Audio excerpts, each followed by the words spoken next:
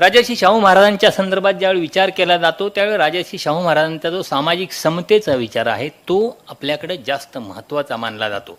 कारण आजच्या काळात सुद्धा ज्या पद्धतीनं आपण बिहारमधून येणाऱ्या, उत्तर प्रदेशातून येणाऱ्या, राजस्थानातून येणाऱ्या ज्या घटना बघतो की दलित समाजाच्या एखाद्या नवरदेव घोड्यावर बसला म्हणून लोकांचा अहंकार दुखावला आणि त्यावरून झालेले संघर्ष हे आपण फार लांब नाही, या अलीकडच्या वर्ष, 2 वर्षात, 3 वर्षात, 4 वर्षात या संदर्भातल्या अनेक बातम्या ऐकलेल्या आहेत.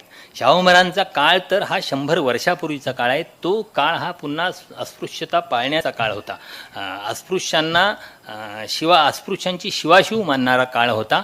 तर असा हा काळ असताना त्या काळात या ज्या मानवतेला काळीमा फासणाऱ्या प्रथा, परंपरा, रूढी होत्या त्या स्वतःच्या हिमतीवर मोडीत काढण्याचं काम राजर्षी शाहू महाराजांनी काढलेलं होतं.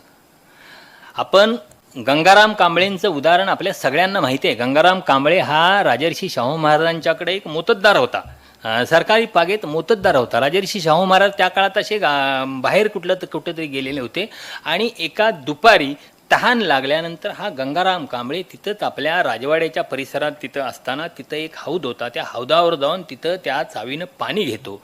तर तिथं काही लोक त्यातले बघतात की अरे महार पाण्याला शिवला, महार पाण्याला शिवला असा गोंधळ होतो. अनेक ते बाकी त्या पागेतले काम करणारे इतर लोक, जे मराठा लोक येतात आणि त्याला प्रचंड मारतात, त्याच्या पाठीवर आसुडाना असे वळ ओढतात, त्याला पार मारून रक्तबंबाळ करतात. तो धाय मोकलून गंगाराम कांबळे रडतो, त्याचं कुणी ऐकून घेत नाही. काही दिवसांनी शाहू महाराज परत येतात. गंगाराम कांबळे शाहू महाराजांच्या दरबारात जातो आणि महाराजांना आपली पाठ उघडी दाखवतो. महाराजांच्या डोळ्यातून गळगळा अश्रू व्हायला लागतात. त्याचवेळी महाराज विचारतात त्यावेळी कोण कोण होतं, त्या सगळ्यांना बोलवून घेतात आणि त्या सगळ्या माणसांच्या ज्या पद्धतीने त्यांनी गंगाराम कांबळेची पाठ फोडून काढली होती त्या पद्धतीने शाहू महाराज गंगाराम कांबळेला मारहाण करणाऱ्या सगळ्या माणसांची पाठ फोडून काढतात. आणि त्यावेळी ते गंगाराम कांबळेला सांगतात, तुला मी आजपासून माझ्या नोकरीतून मोकळं केलं, तू जा. गंगाराम कांबळे प्रश्न करतो, म्हणजे हे झालं सगळं खरं, माझी पोटापाण्याचा प्रश्न आला, माझी नोकरी गेली. ते म्हणतायत नाही, तू हॉटेल सुरू कर. आणि त्याला हॉटेल सुरू करायला गंगाराम कांबळेला सगळी मदत करतात आणि भावशिंगी रोडवर सत्यसुधारक हॉटेल नावाचं गंगाराम कांबळेचं हॉटेल सुरू होतं. एक महार समाजातली व्यक्ती हॉटेल सुरू करते. शिवाशिवीचा काळ आहे, काळ लक्षात घ्या, शिवाशिवीचा काळ आहे, अस्पृश्यता पाळण्याचा काळ आहे. आणि एका दलित समाजातल्या व्यक्तीनं हॉटेल सुरू केलं, त्या हॉटेलला जाणार कोण, कशाला कोण जात आहे. महाराज त्या रस्त्यावरून रोज जायचे. तिथं गेले की महाराज गंगाराम कांबळेच्या हॉटेलसमोर आपला खडखडा थांबवायचे. गंगारामला चहाची ऑर्डर द्यायचे. गंगाराम कांबळे चहा घेऊन यायचा.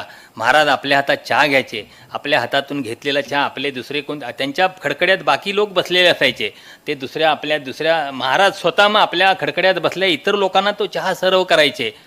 त्या लोकांची गंमत म्हणजे महाराजांच्या बरोबर असलेले सगळेच लोक काय महाराजांच्या विचाराचे असतात असं नाही, पण ते त्या लोकांना त्याची अडचण व्हायची. अरे आपण तर शिवाशिव मानतो, थेट महाराजच द्यायला लागलेत, नाईलाजानं तो चहा घ्यायचा. अशा रीतीनं आपल्या बरोबरीच्या लोकांना महाराज स्वतः चहा द्यायचे. गंगाराम कांबळेने दिलेला चहा महाराज स्वतः प्यायचे.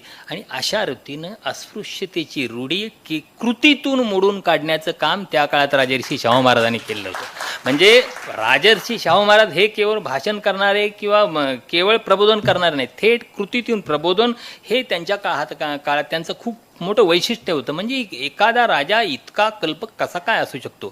त्यांच्याकडे आणखी एक एकतारी गाणारा असाच एक मनुष्य होता. तो सेवेत होता, बसून सतत एकताऱ्यावर भजनं म्हणायचा.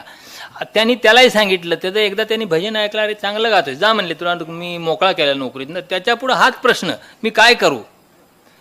म्हणजे बघा कृती कशी असते एखाद्या राजाची. मग त्याला मग तो जो एक कोल्हापुरातून बावड्याकडे जाणारा एक मुख्य रस्ता आहे, त्या मुख्य रस्त्यावर त्यांनी त्याच्या महिन्याच्या सगळी शिद्याची व्यवस्था केली आणि तिथे खोपट बांधून दिला. त्याला चिली मोडायचा नाद होता. तर तो तिथं मग त्या खोपटाच्या पुढं बसून कायम त्याला असं चिली मोडणं, अजून म्हणून एकतारी गाणं असं सुरू असायचं. त्या वाटेवरून जाणारे लोक तिथं मग पाण्याचा एक डेरा ठेवलेला असायचा. त्या पाण्याच्या डेऱ्यात तहान लागल्यावर तर मधल्या टप्प्यावर तिथं तो दलित समाजातलाच होता. म्हणजे पुन्हा हे बघा, दलित समाजातल्या माणसाला तिथं पाण्याची व्यवस्था करायला लावायची, येणारे जाणारे लोक त्याच्याकडून पाणी प्यायचे.